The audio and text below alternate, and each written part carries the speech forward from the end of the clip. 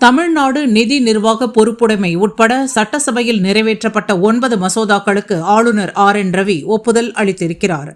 கடந்த சட்டப்பேரவை கூட்டத்தொடரில் அக்டோபர் 14 முதல் 17ஆம் தேதி வரை 4 நாட்கள் நடந்த கூட்டத்தில் மொத்தம் 16 மசோதாக்கள் நிறைவேற்றப்பட்டன.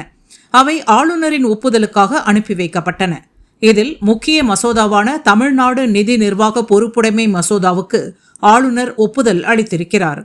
இதே மசோதா முதல் முறையாக கடந்த 2022ஆம் ஆண்டு பிப்ரவரி மாதம் சட்டப்பேரவையில் நிறைவேற்றப்பட்டு அனுப்பி வைக்கப்பட்ட போது மசோதாவை ஆளுநர் திருப்பி அனுப்பினார். இதையடுத்து மீண்டும் சட்டப்பேரவையில் திருத்தங்களுடன் நிறைவேற்றப்பட்டு ஒப்புதலுக்காக அனுப்பப்பட்ட மசோதாவுக்கு ஆளுநர் RN ரவி ஒப்புதல் வழங்கியிருக்கிறார்.